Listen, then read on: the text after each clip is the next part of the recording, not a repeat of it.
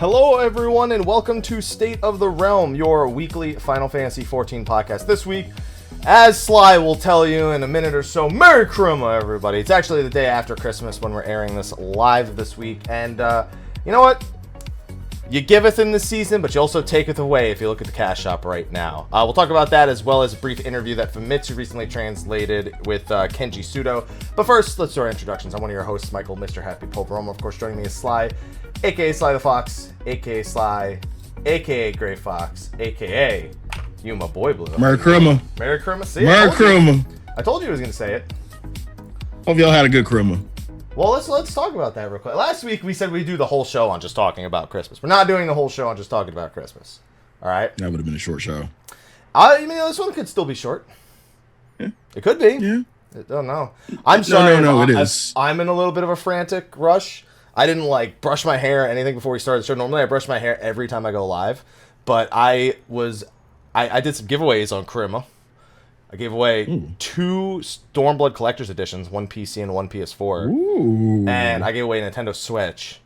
And I decided it was a great idea with only 2 hours between my stream ending and, going live for State of the Realm. I thought it was a great idea to try and go ship those. Oh. The day after Christmas. Day after Christmas, ship some shit. Okay. Brilliant. It's done and it's shipped, but I didn't leave the UPS store until 5 minutes after I usually start our call, and then I didn't start the call to get ready for this until 15-20 minutes ago from when we're starting. Okay. So I'm all over the place. Yeah, you are. What'd you do for Krima? Yeah, I streamed on Krima. I streamed on Krima too. What'd you stream?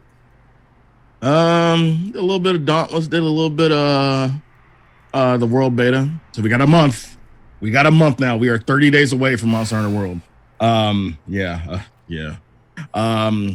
We're not 30 days. Yeah, it's the 26th. You're right. Yeah. Yep.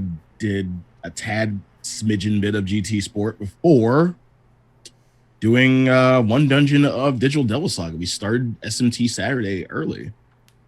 So, yeah, I was gonna say Monday is definitely earlier than Saturday. It is. Or later, it depending on your perspective. Uh-huh. Yeah. There you go. Right. Yeah, but that's pretty much what I did. I'm pretty much the one who gets myself presents. So I just bought some 3DS SMT games for myself. I'm taking tomorrow off. Tomorrow, for everybody. Was it to celebrate my birthday? Yeah. That's why you're taking off tomorrow, right? Right. You're going to fly out here and then go back on the day after, right? I knew it. You wouldn't let me down and not do that. Yeah. See, I was going to wait until the end of the show to tell everybody to tell you happy birthday. What do you mean tell everybody? No, if you have seen the 1227 in my name and haven't figured it out by right now, then I got That's nothing. why we were going to wait until the end of the show. Hey, everybody, just be sure to tell happy birthday. Happy birthday. Well, I just saved you the effort. Yeah, thank you. Tell him happy birthday. Thanks. So, yeah, I'm taking tomorrow off to enjoy my late Krima present because it just arrived today. Well, one of them did. All right. Yeah. So tomorrow's a veg day for Apocalypse. Yeah. I'm sure you're just waiting on Catherine full body as another thing. Oh, you mean late 2018, 2019 for us? Yeah. Yes. Yeah. Okay. My Christmas, I streamed Final Fantasy XIV. I did some trap parties in the Party Finder, and I gave a bunch of shit away. And then I went and I had Christmas dinner with Mel's family. We had roasted hen. We had some salmon with some Cajun seasoning. We had some broccoli, some Brussels sprouts. We had some Aloha. We didn't eat Aloha. He's attacking something. No, Aloha! You didn't eat Aloha. Yeah. Stop. He's attacking a bag, which I'm just gonna take off. I swear, Aloha. I'm gonna pick you up and I'm gonna show everyone you again. He's taking over the show at this point. What else do we have before I go separate him from the bag? Any hot pot? No hot pot? No hot pot. There was one other meat. Oh, honey baked ham.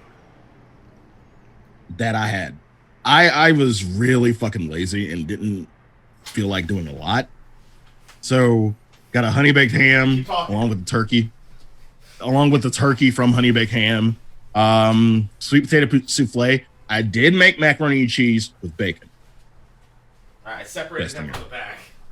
That sounds good. I was thinking about macaroni and cheese, but like I didn't. We had so many other good choices. And then, of course, the night before, I made some cookies for the fat man. You? Thank you. Thank you, Happy. I was getting there, but you just had to beat me to it. Thank you so much. Yeah. Listen, I would have made the same joke about myself, so I knew where it was going. That's just where it is. I'll tell you one person's not getting cookies. Aloha. Don't look at me like that.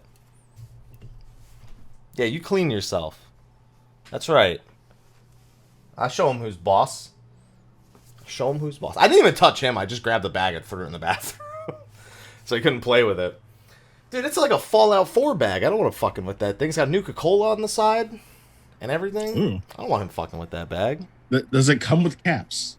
I don't know. Well, there's a giant cap on the side of it. Huh? Yeah. Good. Well, so I did a bunch of giveaways yesterday, and everyone who participated in those giveaways is now furious, by the way.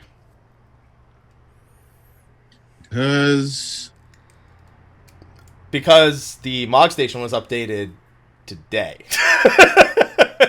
And they're like, I already redeemed it. Can I just give it back somehow? And No. And can I just swap that for the carbuncle? See, this is the beauty of, not only Stay in the Realm, but the Happy Army. Shit always happens a day after. We get all the interviews. Yeah, we get all the interviews and shit a day after the show, and you get all the good shit on the Mog Station the day after giveaways. Yes, exactly. I mean, Thanks, Happy. It is Tuesday. It is like that's the thing. The store updates on Tuesdays, and Christmas was on a Monday this year, so yeah. I honestly just blame Christmas. Blame Krima. Yeah, exactly. Or blame them. They could have put it out the week before, maybe. I mean, but think about it. Next year, Krima will be on a Tuesday. Will Mog Station update on Krima? Do you really think that's going to happen? Are you kidding me? That's like a golden opportunity to make some sweet dollar. Okay. But that has become very quickly a topic we had to bring up on the show today. Is the fact that there are some new mounts and some new minions, and I think there's some other stuff too. I think they added, they also have a sale on other things like the Fantasia is like 30% off. Like a bunch of stuff is on discount. The retainer of the only level skips that are on sale are retainer ones.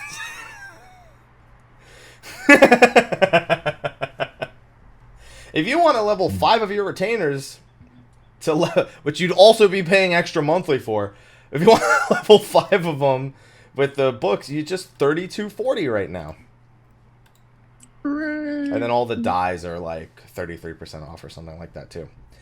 But the big topic that everyone was talking about this morning, and I knew had to be on the show, is the other additions to the cash shop. Now I'm going to pull those up on the screen here in a second, but live again. So maybe I won't show you because OBS is going to fucking crash, I feel like, if I do it again. Maybe I won't show you what it looks. You know what? Try one more time. No, you know what I'm going to do? Try one more time. Do it. No, you know what I'm going to do? Because OBS just crashed in the middle of the show, which means I now have to render this instead of uploading it directly from Twitch to YouTube. So, you know what I'm going to do? I am going to window capture it and just keep it on this scene. And not switch scenes.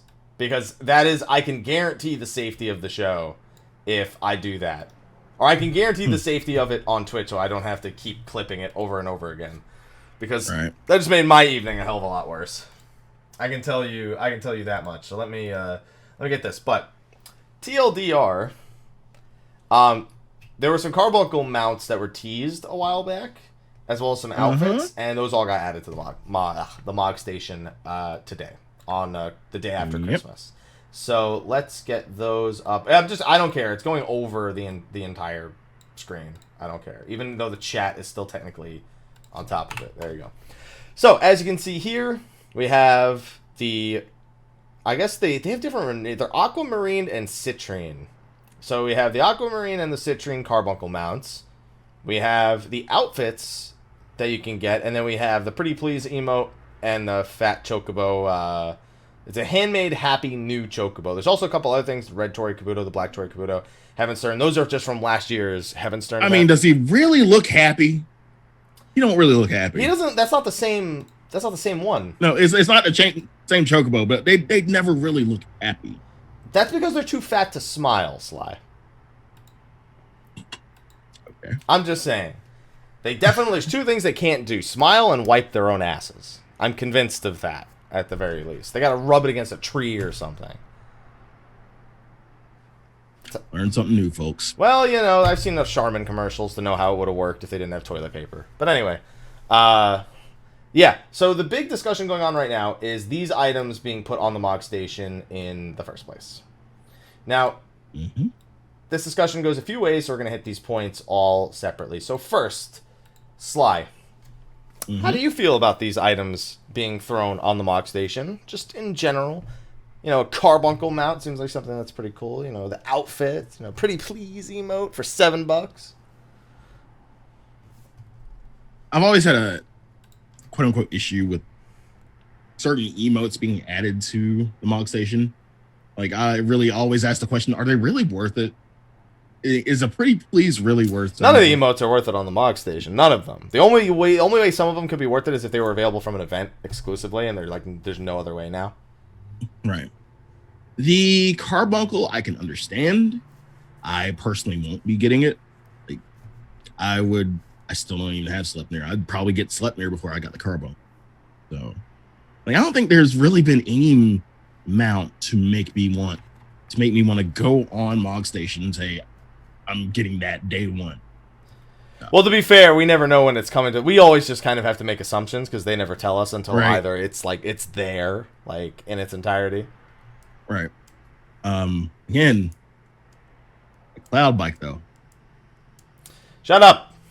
When's that gonna happen? Shut up. That's all I'm asking. When is it gonna happen? We have the technology. We have the technology. Shut up. We have the technology. Shut up. That's all I'm saying. When is it gonna happen?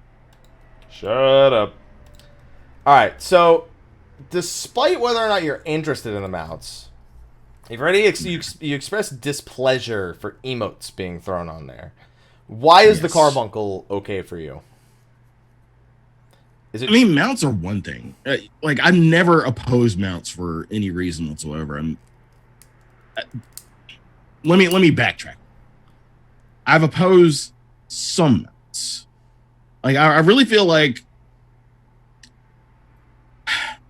and this is kind of gonna negate the cash shop, pretty much altogether. But in terms of mounts in general, I feel like, you should have a chance, make it attainable in game, but make it something like the hunt mount, where you have the tiger. Where you have to do hell and a half to get it. If not, go to the cash shop. You know what? Go ahead and buy that tiger. Be proud of yourself. Be proud of yourself. You spent $24 on a tiger. You didn't do how many ever hunts? 1,000? 2,000 S ranks and 3,000 A ranks, Sly. Yeah. Everybody would have that tiger if it was available at a cash shop. No, I don't actually like the way the tiger looks. I think he's too ugly. I think he's ugly. Personally. So you're of the idea that you're okay with them on the cash shop, but you'd prefer if there was some super crazy way to obtain them in game as well for people who want an alternative, pretty much. Yeah. I'm someone who doesn't care about glamour, but what I do care about is cash shops.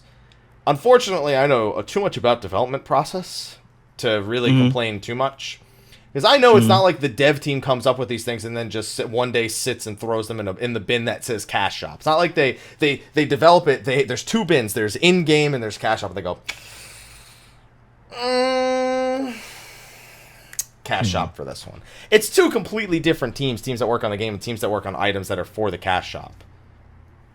They all work under the same umbrella, obviously. But it's a lot of the times it's ideas for when there's nothing they already have everything planned out, and then an idea comes up for something and they're just like, oh well, we're already working on all this stuff, so if you want to do that, just throw it in the cash shop, I guess that's what it is. So I'm never of the opinion that like, oh, this should have been like a summoner quest reward, because then they would have had to develop a summon. Also, why the fuck would they make a summoner quest for a mount or an arcanist quest for a mount? We all know the only reason why they add mounts to specific classes and jobs, and that's if they want people to play them. Scholar is not going to get its own. We are even lucky that fucking the unicorn exists, and that thing's a shitty mount by modern standards. So I stand there on the whole thing in regards to specifically these items. I do think they've ramped up production of Mog Station items too much. Clearly because it's working, because I logged in today and I was like, I've never walked into a zone and seen $1,000 before. But I did today, because that person has literally the mount and the set. The person next to them has the mount and the set. The person next to them has the mount and the set. I've never walked into a zone and seen $1,000 before. So, how do you feel about how they've been ramping up what feels like ramping up Mog Station production? Kind of saw it coming. We've heard Yoshi P talk about the mistress or the queen in charge of Mog Station items and what will and what won't be on Mog Station. We've heard that before. Like, I'm okay with it. Like, besides subs and everything, they have to turn a profit elsewhere. So they don't have to, but they do. They've chosen to, because it's proven very successful. They have to have some form of production, and Mog Station is their form of production in profit. So I completely understand that front. I'm not gonna fault it. Some people find it a faulty system because of the things that are released on Mog Station. We can't control that. That is the queen. You have to talk to Yoshi P, and Yoshi P has to talk to the queen. But I forgot he called her the queen, and like he's like afraid of her. Yeah. I don't know if any of you remember that story, but somebody asked Yoshi P about like the development of cash shop products, and he did mention that there's a woman who's in charge of the development of the cash shop items, and he personally said he's afraid of her. Yep. He's like, I don't know. I mean, we bitch all the time for what we want to see on the cash shop. He's like, no. I had to talk to someone about that. But see, that's the thing. A lot of people say they want things on the cash shop. You hear it all the time. I'm like, excuse me. Sorry. Just had something in my throat. Excuse me. I'm going to punch you in the mouth. I'll punch you in the throat, and then you'll have a reason to be coughing. Yeah. And that's the thing. A lot of people keep asking for things. Mm-hmm. And that's why they do it. It's like gill selling. People think nobody does that. I don't know why there's all these RMT. No, they're all there because people are doing it. And it's not, and again, there's no loot boxes. They're just like, I want that. I'm gonna have that. That's the end of the thought process. It's not, I'm already paying $12 a month, and I already bought the game. I give them money monthly. I shouldn't have to. They're just like, that.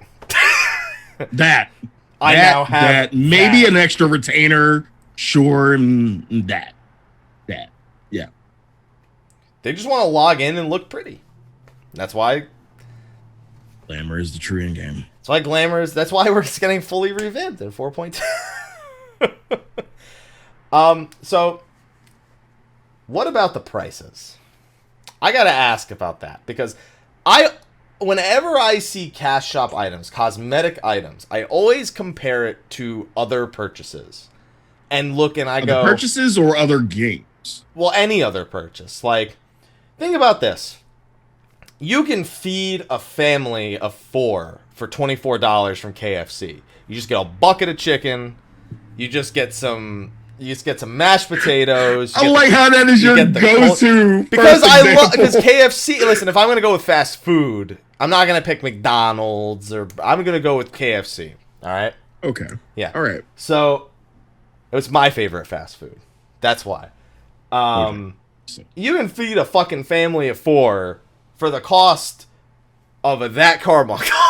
For it made it. Now the thing is, you can feed them for one night, but carbuncles are forever. Ever. Forever. You're paying for forever. Do you think they factor that into the cost, that you'll use it throughout the rest of the time that you play? As opposed to freaking KFC? Maybe, sure, yeah. I honestly do. Think that they factor that into the cost. I don't think we're ever going to see amount go higher than 24. Well, the Moogle one goes above 24 because it's a 2-seater. So we now know that they tax $6 we're talking about on singular amounts. Okay, because we now know they tax $6 on to ride with a friend. But then again, we have the whole thing of you had to put beside this the thing of paying 100 and something for a emote, if you remember. Well, you're buying the statue and it comes with the emote, Sly. Who's that's an expensive fucking emote. Irresponsible enough to only purchase that statue for an emote? Nobody could possibly. Nobody could possibly be that irresponsible. Oh, really? And it's the same thing. Really? And it's the same thing with things like the statue emotes. Like those don't get complained about as much because people have something physical to kind of tie it to, like the lore book or that. And it's like, cool, it's a nice little bonus. And again, it's not like it's the development team taking time away from developing minions and mounts that are going to go in the game. It's a different team that's working on those kinds of things that are going to be used as promotional material for a Blu-ray or, you know, a book or a statue or things like that. So, I don't know. But I mean, $24. I could pay 2 months sub with that. Is one mount worth 2 months sub? Even if it's account wide and you can use on every character in a game that doesn't actively encourage you to make multiple characters. That depends on person to person. Me personally, there is one. Other than that, nah. And the chat's bringing up the point, to some people it's absolutely worth it. And that's fine. I'm not saying someone shouldn't value it. If they value it at that much, that's fine. Yeah, I'm talking about personal interest. Objective value compared to other things that you could do instead. So are you saying that the prices of certain items should be lowered in future releases on Mog Station? I'm saying it's a little excessive to do $24 for a mount.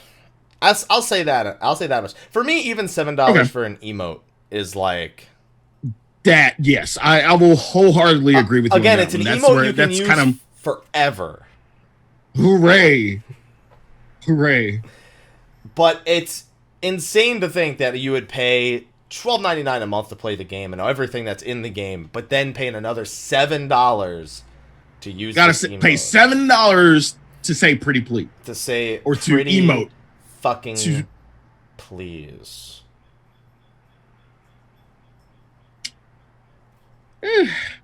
I'd also like to bring out, people have been shocked that the North American account-wide mounts, I think, have always been $24 around that range. But that's like, in terms of conversion rate from like other countries, it's I'd have to imagine they're taking into account local economy and other ways, because even after conversion rate, like I think are one of the most expensive regions also to purchase these things. I think like in the UK it's like just over $13 or something like that. I don't know how much it is in euros because I don't know the conversion. Or actually, I just don't know what it is in the euro. But from what people were telling me, when you convert to US dollars, it's like still add another few bucks on, which I'd have to assume is based on the economics of the area and less the direct conversion rate. But I mean, that's how fucking GDP works. GDP is economics. It should just be conversion rate. Yeah, that's how I feel about it at the very least. All right, so is there any other point that I want to hit on with these before we take a look at the... I mean, for me, I'm perfectly okay, because Cash Shop, well, in theory, supports the game that we're playing. It supports the game. It funds the game. It funds... In theory. We don't know where that money actually goes, Sly. True. But I'm gonna say that some of that money, I don't know what percentage, has to go back into the game, has to go back into development.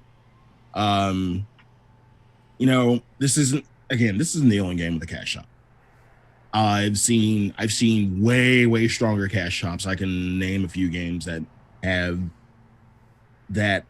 Some free to play, different experience, free to play. They have to support the game through that, and so they have a huge showing through cash shops, and I completely understand it. So when I kind of compare some of those instances, I like the prices and everything that's going on with 14's cash shop seems very minimal to me, with very few exceptions. One being emotes being $7 and everything. I mean, come on.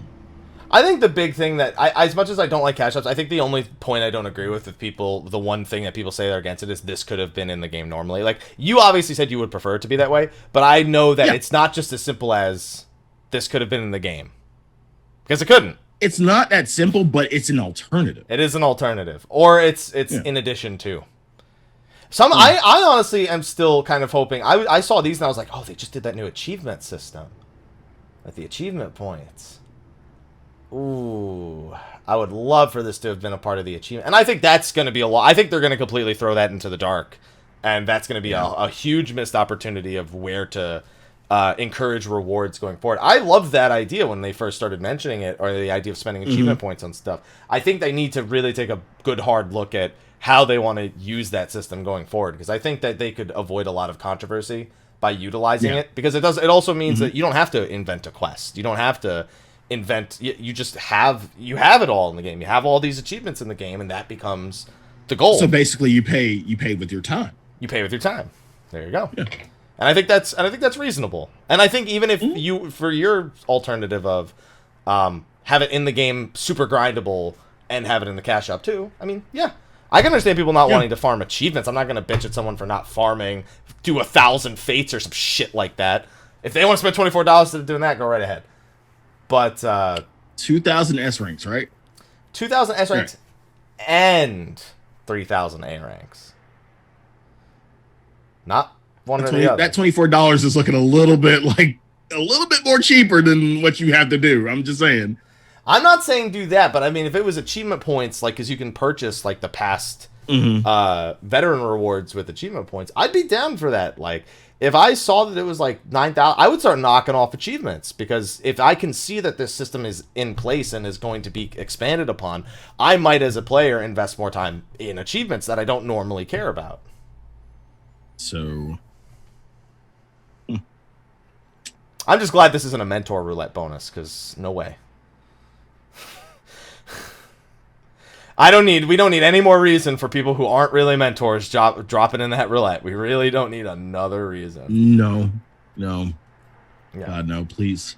Yeah, the worst part about mentor roulette, incentivizing it. Yeah. And the chat brings up a great point. If you were to spend the amount of sub money you'd spend working on that achievement, would probably be more than what you'd get on the cash shop. Like, if they sold the Tiger for $20, I can tell you right now it takes more than $20 worth of subs to get the 2,000 S ranks. So they actually make money on it if you're addicted to the idea. Yeah, it's a good trade. It's a good trade-off. If you're addicted to the idea of getting it, because they're keeping you subbed a little bit longer. I think there's a lot of alternatives. I think as a community, we might want to start voicing certain alternatives. Don't say this is shit, fuck this. Just be like, yo, so I don't really appreciate it. I think that we could, as a community, incorporate better feedback.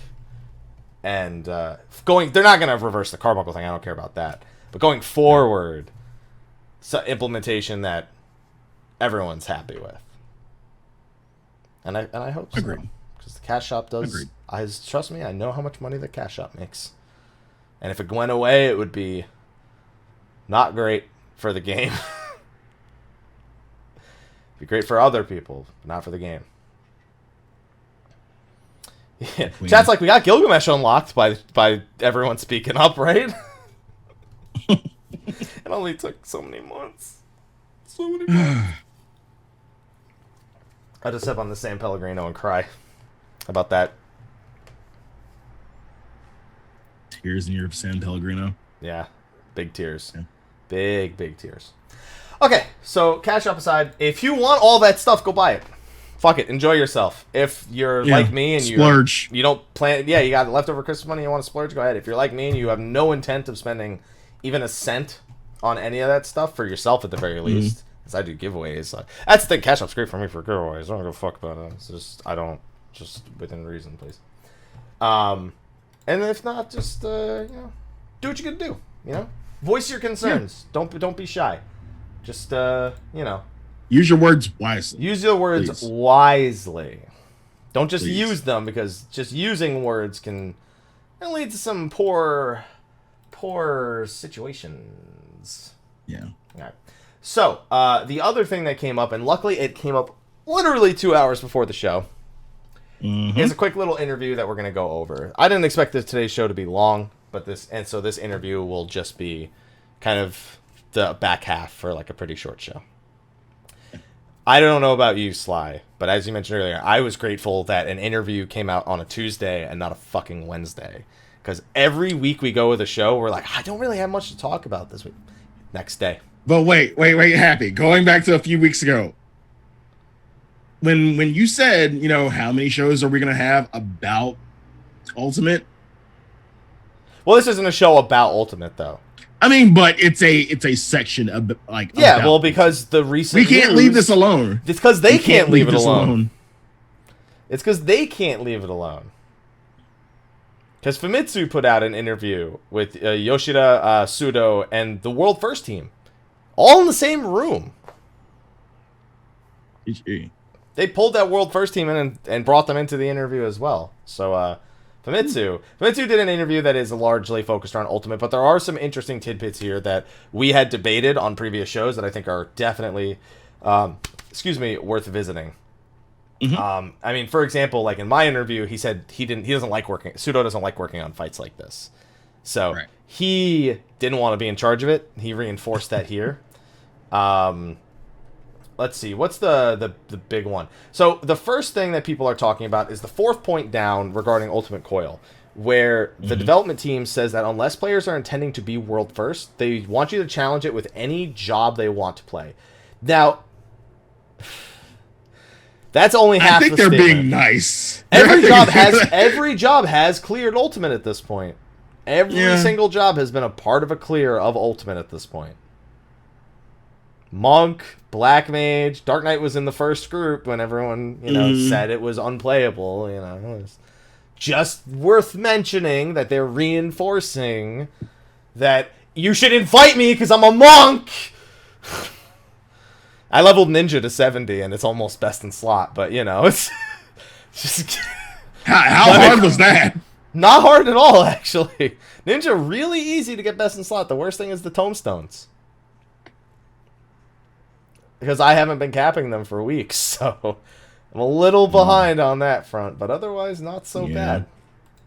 But this was the comment that I didn't 100% agree with, because this is a bold statement. It is clearable of any party composition.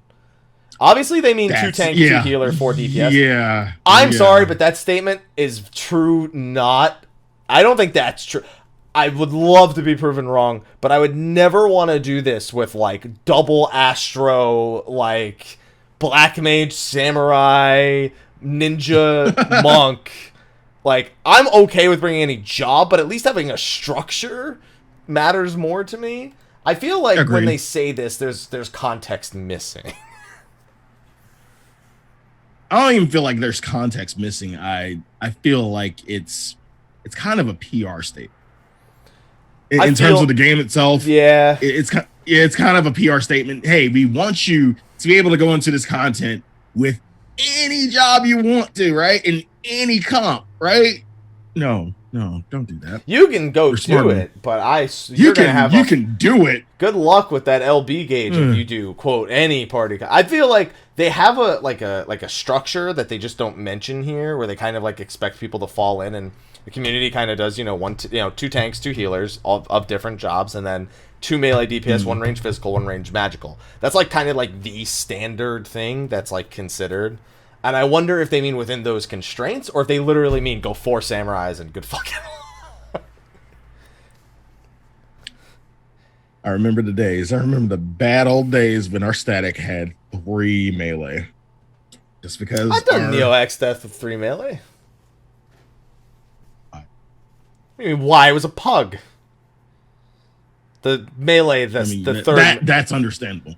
We won. It wasn't like we couldn't beat it. It's just, I think it's a little bold to say any party composition without any context. It's definitely bold to say any comp. Yeah. No, there are certain comps that you want to take.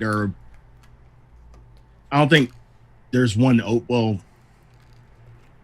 okay. The PR in me is gonna say I don't think there's one overall best comp. There is, but okay. No, there is. Yeah. Yeah, like, this is just a PR statement from Sly. There's no best comp. There are good comps. No one overall best comp, even though there is. But I like in the PR statement, you're rescinding the PR statement. Yeah, pretty much. Even though there is. Whisper it under your breath. Fucking lies. There you go. All I'm saying is, Best in Slot Monk, looking for group ultimate, have seen up to 4th trio, leveling ninja or gearing ninja right now. Also looking for static on ether for patch 4.2, looking to go 12 plus hours a day until it's cleared. I'm just throwing that out there right now. Yeah, that's just a PF title right there. If I didn't hear anything, like, just put that in a PF and just sit. Like, go do whatever the fuck you want to. Just sit. Right now, log in the game right now and put that in the PF. Yeah. I'm just throwing that out there right now, real quick, in the middle of the show while we're talking about live show Party Finder. There you go. Best in Slot Monk looking there you for. Go. Yeah. Now the next one is something that, again, people. This one I'd say I've seen more happy people than upset people. So they have no plans to nerf the fight, which we anticipated they wouldn't do because it undermines the whole purpose of it. I mean, they haven't nerfed certain other like final fights. They've like added echo and like maybe fixed some bugs, but that's about it. After 4.2, they are thinking about keeping it at item level 345 as the sync, meaning that you can use the weapon in the third. I wonder if that means, because they obviously can't have it. They'd have to set it to 341 technically to meet full 340 gear plus a 345 weapon. They'd have to set the sync to 340. Because if they said 345, then you get a 5 item level boost, which isn't huge, but definitely is of assistance. Yeah. So that's something that a lot of people are excited about. Sly, just as a reminder, how did you feel about the idea of keeping it synced versus not keeping it synced? I was for it. Yeah, I'm all for it. I'm like, it was made for one purpose, to test us. So, kind of unsyncing it at this point. Yeah. That's a good point. If they sync it at 345, because item level syncing fucks with materia melts, that extra item level might be taking into account the loss of melts. That could be a possibility. I'm all for it. It means that if I can't get a static for ultimate by the time the next tier comes out, I still have technically time to do it, which is something that I very, very, very much want. It also means that if you finish a raid tier with a new static, you technically have something to progress on, because beating that fight is really the key aspect there. So there's always that like extra step of progression if your group is done with a raid tier, if you haven't beaten ultimate yet, if your group so desires, and you don't have to necessarily wait for the next ultimate only. Right. So I think it's a good idea to keep the sync for now and forever, to be honest. The next one's interesting. They originally planned for the fight to be 15 minutes. And it said, no, it's not going to happen. It needs to be 20 minutes.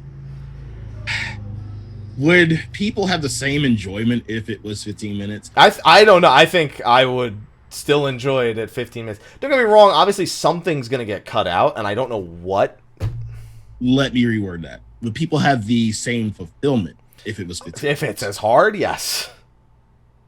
Okay. What I imagine is it would mean less trios above all else, or maybe a smaller, I hear that too. Health pool on Twintania or Nail. I hear that too, or less of an HP pool on Golden. No, I think they'd have to keep Golden exact. Golden has to be at like a three-ish minute thing. I think it loses a lot of its power if it's only like a minute and a half or 2 minutes. I think you're most likely to cut trios. Minute and a half and 2 minutes, but a tighter. Well, minute and a half, 2 minutes, tighter check. I guess. Yeah, I think I think with all the downtime between when you're not actually attacking things, I think it comes out to about 19, like just over 19 and a half minutes. Yeah. So you cut out, obviously the entire transition to Golden takes up a huge portion of the time. And for that, I mean, they mean 15 minutes with the intermissions, because if they're talking about 20 minutes, they're talking about 20 minutes with the intermissions. So lose some of the cinematics. And I say that just in lieu of cutting time.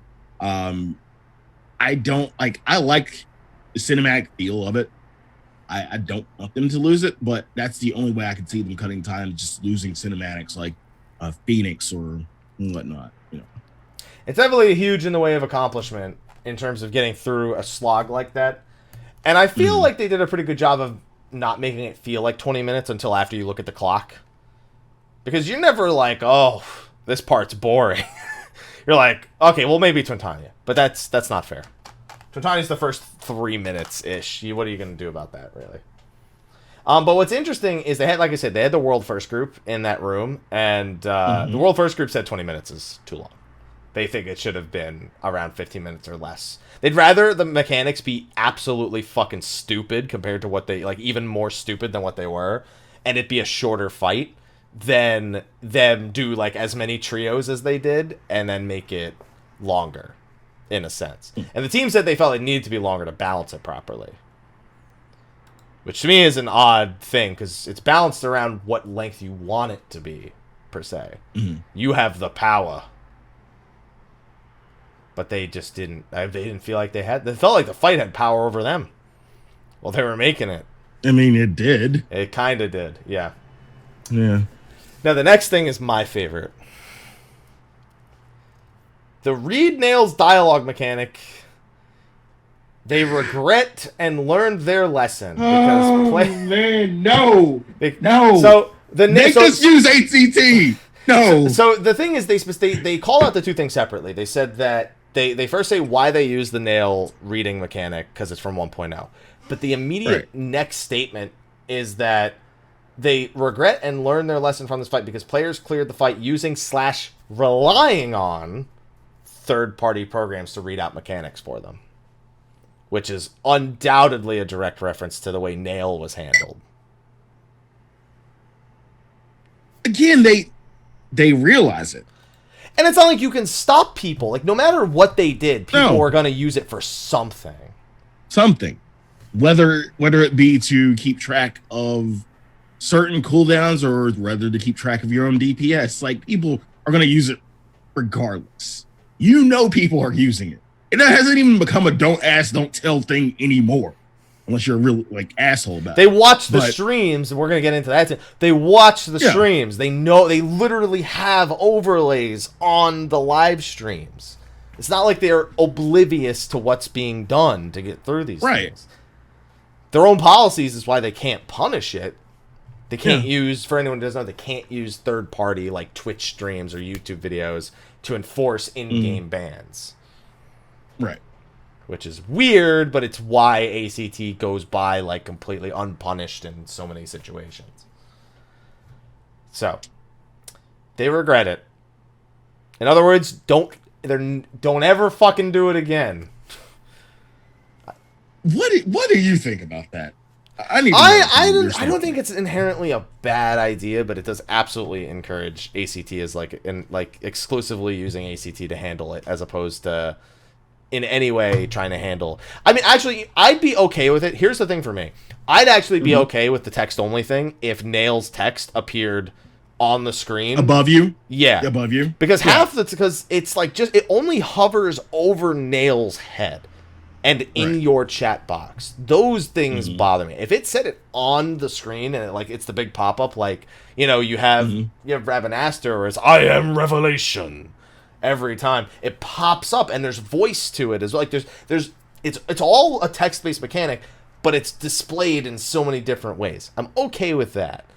I'm okay with that too. I agree with you there, and that's what I was going to say. If it was like audio, like you said, Rabanastre, easy to understand, easy to follow.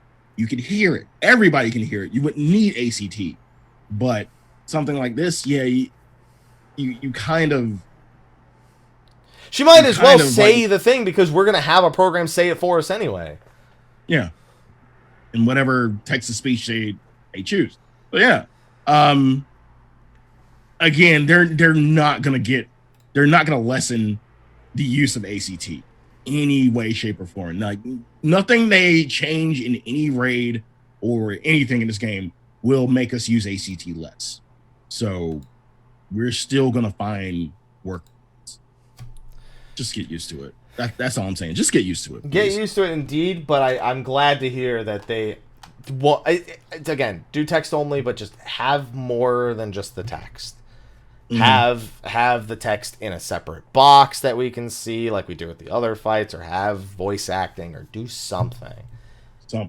Because the voice acting for me, when I've done a few fights like Susano and Lakshmi to be more recent.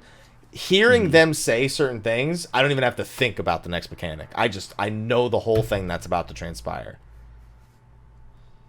Even though watch. Anyway. I get a little bit of joy out of seeing that the nail phase required the most development and development time to balance and adjust. I get a lot of enjoyment out of that because of the way Nail's reputation has been over the years. Yeah. Nail was a hell of a fight. Yeah. From 1.0 to now. Like, yeah, Nail has been pretty much a bitch. In every iteration. Yeah, every single... Well, I mean, that's 3 at this. Well, if you include 1.0, it's technically 5, because you have 2 difficulties of Nail back then. It's true. And then you had 2 difficulties here, then you had Nail as part of the ultimate encounter. Nail has had 5 encounters across Final Fantasy XIV's lifetime. Think about that for a second. That's iconic. I mean, that's kind of like... I mean, Nail should get a statue. I guess it depends. Well, because I was going to say, I mean, if you look at, like, Ifrit, for example, Ifrit would have 5 if you include normal and extreme from 1.x. But normal and extreme, like, that's not as... The fights between Nail 1.0 and Nail 2.0 are completely different in every way. Mm-hmm. Whereas the Ifrit fight was definitely more directly, like, just translated over. So, yeah, I guess it is. It's definitely quite a bit different in a sense. Yeah. I like this one also. They talk about something they almost did in the Golden Bahamut phase. There were suggestions during development like they should have towers in the final phase. Which is like it sounds like when I say and Nisi. That's like what I say when I'm just like, yeah, and there's Nisi for some reason. And Nisi, yeah. Just throw in Nisi, sure. Make everyone stack then spread during exaflares. Have no arrows showing where the heck exaflares are going. That's fucking hilarious. That clear rate and then the clear rate then? Yeah, sure. Have no arrows. I mean, here's the thing. That doesn't really change the way you guys... As soon as you figure out that the exaflares all fly across the screen, people would just... What you wouldn't see is... You wouldn't see the positioning of the exaflares. It wouldn't matter. Well, I mean, if they show the initial location, and then it just you notice that they go across, but at that point, they'd already done emptiness, so it's like... Yeah. Because that doesn't... I think of exaflares knowing what they do already, and I don't think that that's that bad once you know. Because functionally speaking, that doesn't really change much. Mm-hmm. As long as there's AoE markers for the exaflares, that's like the only thing. If there were no AoE markers at all for their starting locations, then it gets a little dank, in a sense. Now the next thing I talked about was streams. The dev team watches streams on extreme and above difficulty content as soon as it's released. So they're creeping in your streams. They're creeping in our streams. You just don't know. They're creeping. You just don't know. They're somewhere. They're creeping everywhere. They're watching. Lurking. They're watching. Do you think, like, I'm trying to think how many people were streaming day one. I know, like, 5150 was streaming. Yeah. Like, were they primarily looking at the world first teams or just random stream? That's the thing. Sudo himself actually personally admits to watching 5150's live stream and saying that his favorite moment was when they tried to figure out how to do Grand Octet and fucking died. He didn't say fucking, but he did say and suffered from it. I think it means he suffered from trying to figure out. He's like, oh, that's not it. Ugh. I think he means it's him more so than them, but I think it's interesting to see him say that. He's just like, you sadistic bastard. Oh man. They brought the World First group in as well, as we mentioned earlier. Which one interesting thing is they said the World First team were considering disbanding during progression if someone else beat them to it, which is upsetting. If they couldn't... That's hardcore. That's hardcore. If after the first week they couldn't see themselves beating it. Those were the two conditions that would have made them disband. Wow. One or the other. They would have disbanded if they didn't get... Like, what if you were at, like, a 3%... Like, what if you had just wiped that 3... Like, yeah, you feel crushed, but would you disband instead of just beating that it would first? Make it feel even worse, though. Exactly. Oh, shit. That's like, you know how people play, like action RPGs with the mode where if you die, it deletes your character. That's like, in terms of like a static permadeath. That's like the instant static permadeath. That's a static permadeath right there. Yeah. Give me World First, or give me nothing. Death. That would have been unfortunate. No one would have wanted to see them disband. Nah. That's dedication, though. I find like it sounds harsh. It sounds like real. Like it sounds weird to me. It sounds really fucking harsh, but that's dedication. I like that.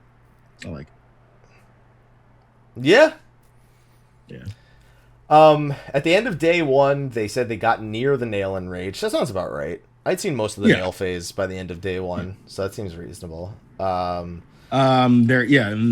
average progression day was 15 to 16 hours. That's you got that in you, everybody? Anybody? That's brutal. You want World First? You better be willing to go 16 hours a day. In the case of Omega, you'll probably have to go 16 hours total, but that's a different story. How much sleep are you getting even after that? That's the question. Like after that 16, even after those 16 hours, you are looking at game tape for about a good 2 hours. That means maybe at the most you're getting 5 hours of sleep. Yeah, I can't imagine that they were going right to sleep, because I'd assume this also includes, like, they probably took eating breaks and stuff in the 16 hours. I'd have to hope they did. But sleeping, they probably got closer to like 4 or 5 hours of sleep a night in all reality. Yeah. And then they got I yawned thinking about it. Like, it was I'm tired all of a sudden. And then the part that took the most time, obviously, Golden Muhammad phase. Yeah. I can see that. The reason why Golden Muhammad, the phase itself probably doesn't take the longest, but think about every pull where you wipe on any of the trios or any of the previous phases, that's another minimum 16-minute wait before 16-minute pull. Yeah. Before you'll get to Golden Muhammad. 1, 2, and we talked about this with Layla. That's like, what, 1, 2, that's 4 Golden Muhammads in 1 hour. Yeah, pretty much. Well, if you go all the way to Enrage, it's like 3. Yeah. So it's I still want to get in there right now. I got to do it. My ninja just needs weapons. We're on break. Tombstone weapons right now. We're on break. Everybody's away for the holidays. The job is super fucking easy, so I'm pretty confident I can do it. Really, ninja is... I did not think it was going to be even easier at 70 than at 60. For 60 Heavensward versus 70 Stormblood. Other than Tenchijin being kind of weird. And then the only thing left in that interview was just that Black Mages are going to get adjustments in 4.2. No. And the mention of developing, quote, totally new content that can be played casually, which to me is Eureka. Like, I have to imagine that that's Eureka. Yeah. No, although they did say... No, it's not. It's not. Don't say Blitzball, punch you in the mouth. Think I didn't fucking know you were going to say it, asshole. You'd be mad. I don't hate the player, I hate the game. I do hate the game! No, you don't. That's the whole point. But didn't they mention that they were trying to come up with some, like, never-before-seen content a while back? And we never saw that. I'm going to find it right now. Let's see. Final Fantasy 14 never before seen content. Never. All right. We are anticipating around 4.2-ish timing to introduce some of the brand new never before seen type of content. This was on twinfinite.net. Now, obviously, we have Eureka in the 4.2-ish area. Mm-hmm. And second of all, that when they did this interview, Eureka was still planned for 4.1-ish. So they're clearly not talking about that. Mm-hmm. So they are anticipating, but they didn't say it would be. Remember, we are aiming for a specific time frame. We are aiming 4.3. 4.3. 4.3. I don't think it's the recorder either, because that's not content. That's a feature, but it's not content. No. Very much not content. But I've never seen it before. I can't think of another game that has, well, another MMO, but there are other games that have a recorder feature. So, just don't be blitzball. It's all I'm asking. It's all I'm asking. It's all I want. Stop praising Yevon, by the way, you fuck. I was wondering when you would notice. I did notice. I was trying to ignore it. Oh, love it. Love it. Love it. Makes me want to go play 10 now. God damn. And yeah, you go play 10, you fuck. Go eat some cookies that you made for yourself while you're at it. yeah, I will. Damn good cookies, too. I hope the milk is rotten. No, fresh. No! It's not! It's goat milk! Praise be to God. I'm gonna kick you from this call.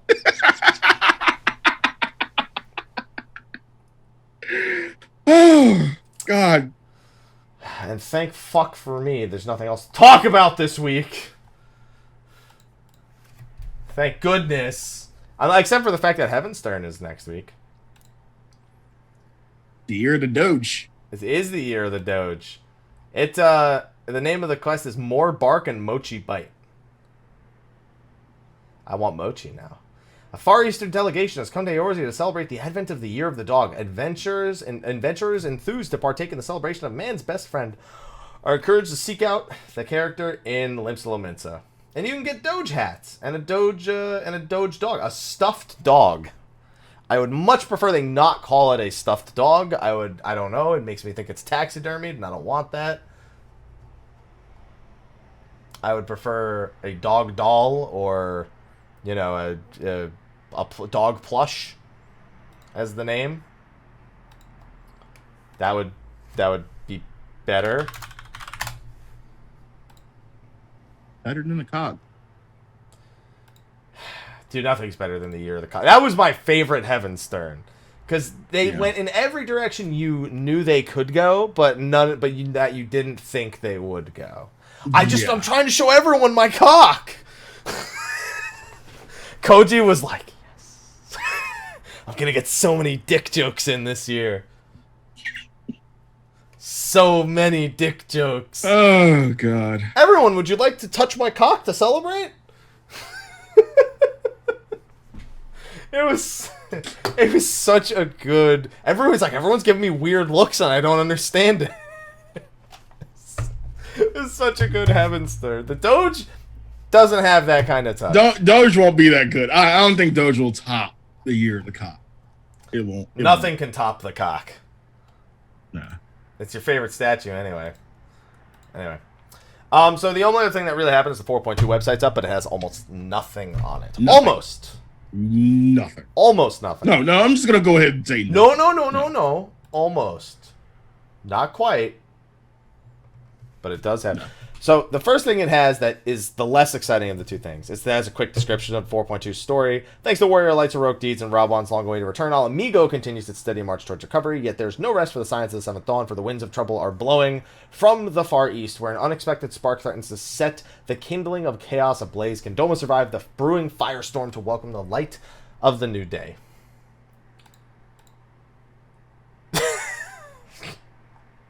Is that what you do when you're touching cocks? For the celebration, of course. Yeah. For last year's celebration. Yeah. Yeah. So, I mean, that sounds pretty serious. That sounds pretty serious. I mean, we'd have to imagine. Meanwhile, everybody's like, when the fuck are we getting Eureka? I mean, that has to do with, it's on the website. It says Forbidden Land Eureka Animos. Or Anemos, whichever it is. It says it. It just is gray. 4.3. Stop it. It's on the 4.2 website. No. 4.3. Like, okay. Going back to this. Last time I'll say it. I'm glass half full. Still worried about that empty part of the fucking glass, though. Like, I'm of the mind that, you know, people are going to be mad that they don't get it that, like, this soon. If we don't get it in 4.2, we don't get it in 4.2. I'm okay. Have you experienced Diadem? Do you want that again? I'm about to again with Eureka. No. Do you want that again? No, I don't. Do you want them to? Yeah, you don't want to experience Diadem again. So what if you don't get it in 4.2? It's fine. I understand you're getting frustrated that it's like it keeps, you know, getting teased, and we are aiming. Let them aim a little bit higher if they need be. That's all I'm gonna say. But Sly, they're releasing cash up items instead of content when I need content. Shut up, Happy. Shut up, Happy. But Sly, it could have been a quest carbuncle in the game. Just take your goddamn carbuncle. Shut up. I don't have a carbuncle. How can I take it anywhere? Then get one. No. No. That's the whole point. No. No. Hell no. No. No. Oh, man. I'm still hopeful for Eureka. I think that Eureka's reward structure will be the thing that makes it not shit like Diadem. Diadem's reward structure was shit. Oh, yeah, randomly rolled loot that I just... 4, 3... What are you doing? Did you say 4.3? God damn it. I was like, 4? Are you counting down? From 4? Yeah. All right. Yeah, I believe. All right. Anyway, the other thing on the website is the Jade Stoa, which Final Fantasy XI fans have done nothing but be like, yeah, they're thinking about us. Because Tenzin is a character that's mentioned here. Legend tells of a peerless samurai who, at the behest of a king, ventured forth to drive a host of Oni, demons, into the sea. If you played Nioh, you should know what that means. Yet for all his strength, Tenzin could not do this alone, so he turned to the four lords, greatest of the auspices, for assistance. Together they succeeded, and afterwards journeyed west, far from the realms of men, to live out their days in solitude. A fairy tale, perhaps, but often, in such tales, a kernel of truth can be found. In the other translations, it more specifically says that tales are not always what they're meant to be told, to me implying that that's not the way, whatever the legend is, that's not how it happened. But Tenzin was a samurai from the Far East in Final Fantasy XI who journeyed west to deal with the ever-looming threat of the emptiness, and he was integral to the final scenario of Rhapsodies of Vana'diel, where he was the birth father of Iroha, who you should be very familiar with from the Final Fantasy XI crossover event. So people are excited because they think Tenzin himself might actually appear as opposed to just being part of the legend. It's cool though, and then one of the pictures shows a bunch of just minions. There's a fat cat, there's a fox, there's The red, there's the red panda. Here, I'll do what I did before. Look, there you go. There it is. There it is. You see it? Look at all those minions. Look at all those minions. And also Tataru. She might as well be a minion, I suppose. Fits. Racist. Fits. Racist. Fits. You've never mistaken a Lalafell for a minion? No.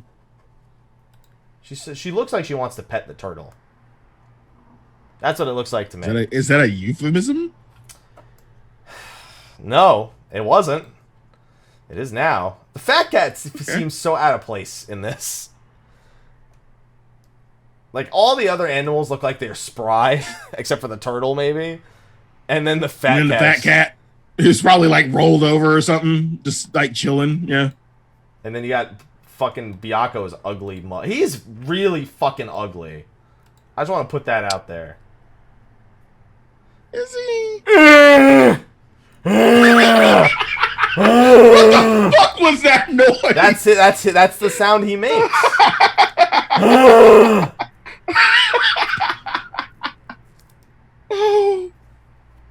I'm sorry. He just sounds a little slow. No, that's not how he sounds. It looks like he can only make certain sounds because his mouth doesn't look like it works properly.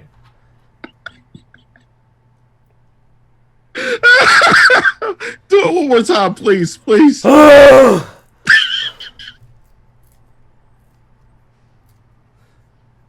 Honestly, he's got a similar problem that the Centurion Tiger has. They're both fucking ugly.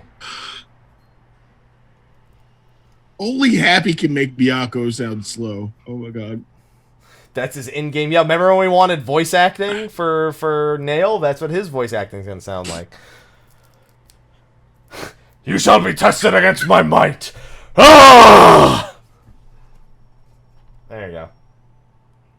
Oh man. He's Chungo. Sure, he can be Chungo. He can absolutely be Chungo. That I can accept that. His face could use a little bit of work. All right. Well, I'm looking forward to seeing if Suzaku, Genbu, and Seiryu are all as ugly. I hope not. Or sound like that. Or sound. If they're that ugly, they might sound like that. If all of a sudden all four of them just show up. Ugh!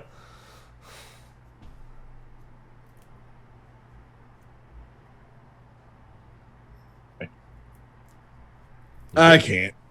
Yeah, I'm good. Well, I made you, so. I made you do it. I didn't make you. That would be a weird revelation right now. But,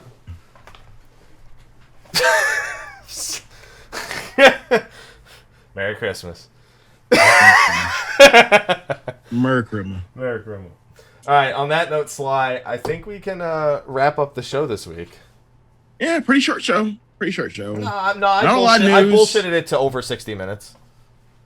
You know how you have the 10-page paper in college, and you have like 3 pages, and you just keep adding, like, and the rest is bullshit. You add 3. I think this is really interesting because this must be important because blah blah blah.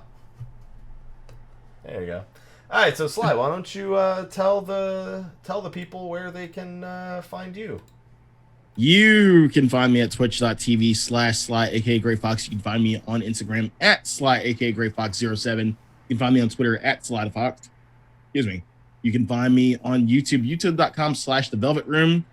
The full playthrough of Nocturne is on YouTube now. We finished Saturday. We beat Louis. We're a true demon now. We started Digital Devil Saga yesterday. We will be getting into full swing on Saturday. So if you've never seen Digital Devil Saga, really good. One of my favorite all-time RPGs. Definitely join us on Shin Megami Tensei Saturday. No stream tomorrow for me. I'm going to be enjoying Apocalypse. I want to binge. It's my Chroma gift I bought for myself, so I want to enjoy it. So no stream for me tomorrow.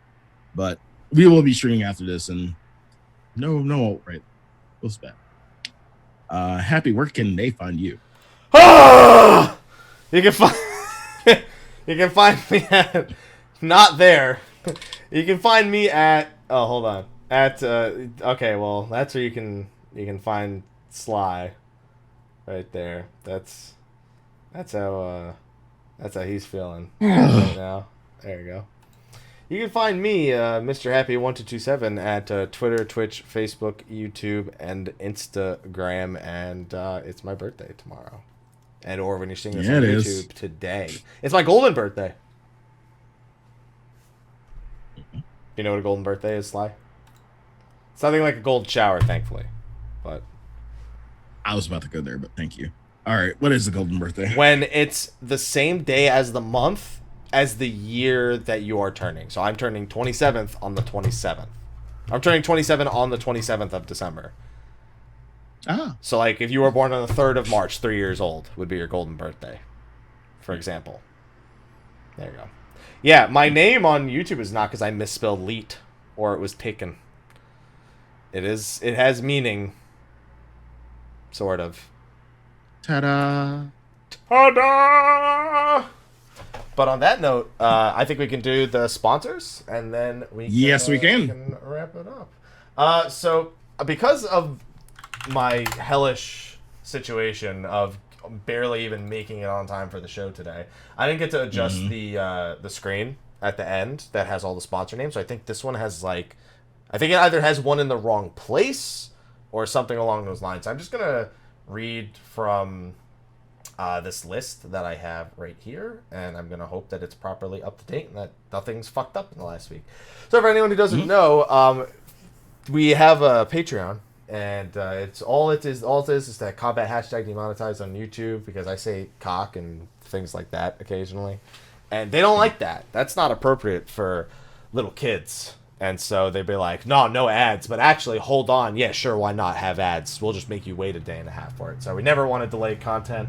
So that's what it exists there for the most part. What? Green chat. Penis. Just penis. I got a story to tell you in post show about something that happened earlier today. That reminds me. Oh God. Yeah, you're gonna love it. You're gonna love it. You're gonna love my nuts. But anyway, we have our standard sponsors. We have, excuse me, I have to burp. Merida McKenzie, Eadric Redsteele, Lexxie Valentine, Mantaru the Rivivus Free Company from Zodiark, Marshtechy, Ellisan Le'ore, Sour Cream and Chives, Goetia, Valefar of Siren, Jean-Francois, Hersh, Fersh of Faerie, Phoenix Free Company on Goblin, Serren from Zodiark, and Rynoet Chikara. And then for our elite sponsors, we have Kat Kazuma, Kiriyoshi and the Reckless Tea Party Free Company on Cactar, with Ignis Fairgun from Diablos, Valestra, Fanfrit, Noct Cordis from Excalibur, Kurovos, Moonscar, Nakaniami of Balmung, Aaron the Avon Blanc Free Company on Zodiark, Johnny Odin of Tomberry, Private Mikey, Aqua Sacrifice, Spike, Naughty and Kirasame, Rudy Rudiger, Tin Colossus, Kucha Cross, Killer Hackman, Raul Jr., Darklight 2013, Arthur Milo Gaming Bishop, and Kiltastic Jones. Thank you everyone for sponsoring. I'm gonna stab you. Okay, thank you. Yeah, you're welcome. But on that note, ladies and gentlemen, we're going to wrap up going on into a short post show, and we'll see you next week, or hopefully a bunch of interviews get released tomorrow, and then we have something for next week. If not, we'll figure something. We'll figure it out. We'll talk about the Doges. Doge show next week. It's going to be a good one. Yep, sure. We'll see you next week, ladies and gentlemen, and Merry Christmas and Happy New Year's and all Merry Christmas. All that, and yeah, it's the Hanukkah, Kwanzaa, Festivus, all those holidays. Enjoy. See you next week. So I was playing Jackbox TV earlier. Wait before you do. I gotta go blow my nose. Hold the story. Be right back. Okay. Airtime. All right. He's making me hold the story, ladies and gentlemen. He's making me hold the story.